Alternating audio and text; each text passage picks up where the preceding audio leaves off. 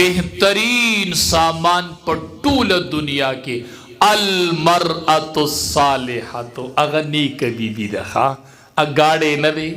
اکور نه دی اجیداد نه دی اغه کاروبار نه دی المرأة الصالحة اغه نیک بیبی د دنیا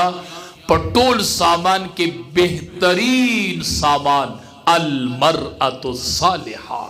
چې چاته نیک بیبی میلو شي. نیک بیبی پیژنئ چاته نیک بیبی معلومه ده څوک نیک بیبی پیژني د نیکی بیبی درې صفات دي دا پکې ولټوئ کدا پکې پیدا شو خو نیک به وي کدا پکې پیدا نشو نو بیا به مسله ښکلې نه وي ښه نبی علیہ السلام فرمایي چې ته ورته کله وګورې نو ته به خوشحاله شي دا د نیکی بیبی اولنی صفت دی ښه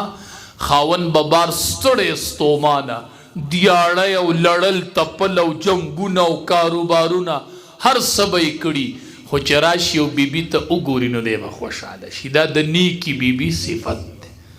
بعضې په بار خوشحالي چې ورشي بیبي ته وګوري نو خو ورته ټینشن سیوا شي که نه معلومیږي دا چې دا بیبي نیکه بیبي نه ده ښه یو صفت دا شو چې خاوند ورته وګوري نو خوشحاله بشي. دویم صفت دا دی چې کله ورته خاوند د یوې خبرې ووایي نو سمدستي د خاوند خبره مني با لبیک خاوند وایي دا جی بس دا خاوند وایي دا بس دا چې کله ورته خاوند د خبرې ووایي ډاري کې ومني. دویم صفت دا دی. درېیم دا دی چې کله خاوند د کوره ووځي نو دا به د خاوند د مال او د جان او د عزت حفاظت کوي ها دا د نیکی بیبی درې صفات دي. خاوند وګوري خوشحاله بشي خاوند ورته خبره وکړي او به یې مني خاوند د کوره وځي دا د کور دروازه بند نه کړي د خاوند د مال او د جان حفاظت شو دا نیکه نه ده چې خاوند داسې وځي او دا په دې ور وځي ښه دا ټول کلی بیا ګش کوي د خاوند د راتلو پورې دا نیکه بیبي نه ده ښه خاوند راشي ګوري چا کره تللی دی یو کور کره واړلیږي د بل کره دا نیکه بیبي نه ده بس دا د ښه ښځې صفت نه دی بس ابه د خاوند په نشوالي کې د خاوند د مال د جان د عزت حفاظت کوي مال به وله الوزي نه ښه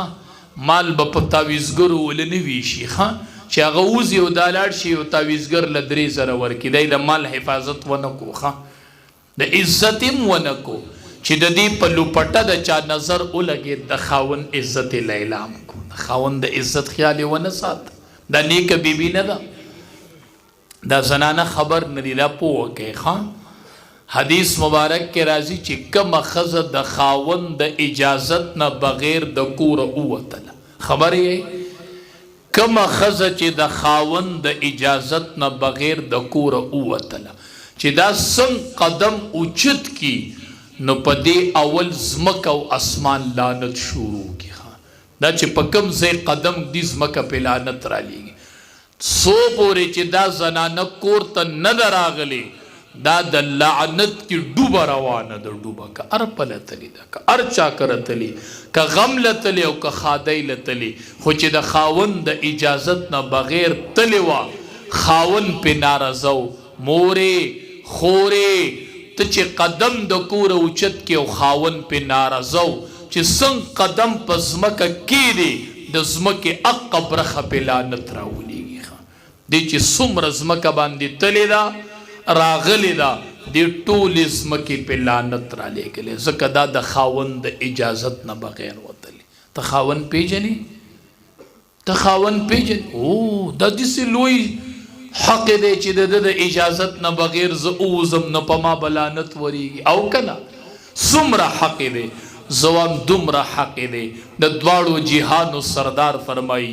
که په شریعت کې او په دین کې د یو تن سجده بل تن ته جایز وی د الله نه علاوه لامرت المرأة ان تسجد لزوجها ما به ښځې ته حکم کړی چې دې خاوند ته سجده لګوه دې خاوند دی زوام پیر که خس دی خو مرید له بس دی ښځه ما ته وایي ولې صاحب زما خاون چرسی دی وی زما خاون چرسی دی زواما تب نه وای چې چرسی دی وی دی وام یی به خو تب دا چرسی نوم نه وی ولې زه ورته واما که چرسی دی نو د الله سره چرسی دی هغه تپوس پته الله کوي دک چرسی تا د پاره ولی دی تب چرسی نه وای که چرسی دی خو تا د پاره ولی دی مورې خورې دا خبره میزان سره ولی که ویلی که گاڑی دی ولی نه چلی دیاړي دی ولی نه کوي پردې فقیر دی ولی نه خو چې ستا خاوند دی ته په پټای د عزت سودا دی څوک نشي کول چې په مخه دی دا دیاړي مار خاوند ولاړ دی څوک تی د عزت سودا نشي کولای ښا دیاړي مار دی ولی نه پردې فقیر دی ولی نه گاڑی دی ولی نه چلی خو مورې خورې ستا صادر دی ښا ته په پټای زوم ستا حیا په ټینګه ده مړوي کدی یو کني زوم دسې موایا مونږ ولیدلو د اوچت خاندان خزي چې خاوندان وفات شول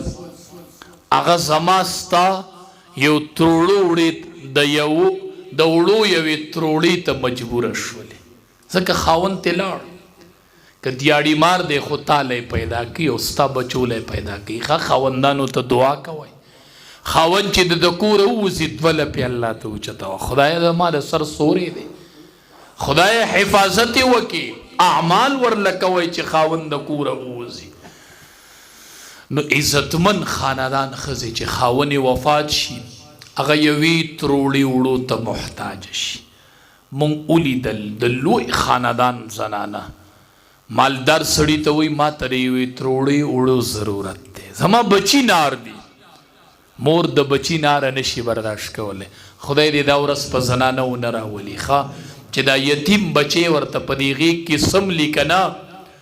او دا یتیم بچی ورته پاتې شي او دا اختر شپي او دا یتیم بچی راشي دی مور ته وای مورې پلان کې الک می اولیدو د ټیلر نه خپلې کپړې راغستې وي پلان کې می اولید مورې زما کپړې به کله را کم ټیلر سره دی مور ورته وی صبر وکړه پلان کې سره دی پلان کې سره دی چې شپه پخه شي مورې دا خو شپه ووتله سحر به زه مانځله کمې کپړې وړمه د مور سره بل جواب پاتې نشي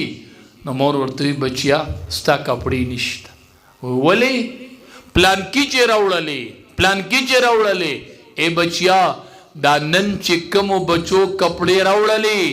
د دې پلاران شته او ستا پلار نشته بچیا ته کپړې مغواړه ته مغواړه کپړې نو مور چې هغه بچی رضا کوي دا تپوس د کونډې مور نه وکړه وای ته د اختر په شپه بچی څنګه رضا کوي ما ته کونډه مور وایي زه بچی سملوم هغه نه سمولي بچی مې خوب کې راپاسي زما د اختر کپړې زه بچی سملوم زه په کټ کې سملم خلکو کپړې اسری کړي انګرو ته ورچولی وي هنګرو ته ورچولی سبب دا جوړا غوندم او کونډه مور چې په ځان صادر د شپې راواچي هغه خپل بچو ته ګوري او د اختر شپه په جړا باندې واسي ښا دا د هغې میندو نه تپوسو که چې د چا خاوند نشته ښا دا که دیاړي مار دی که فقیر دی که ملنګ دی تا دپاره بادشاه دی بادشاه د عزتدارې ښځې د تروړو وړو حاجت راشي مالدار ته وای مال وړه راکا هغه ورته وی وړه در کومه خو یو درخواست به مې منې یوه خبره به مې منې دا مور ورته وی سو وی یو تصویر به علمه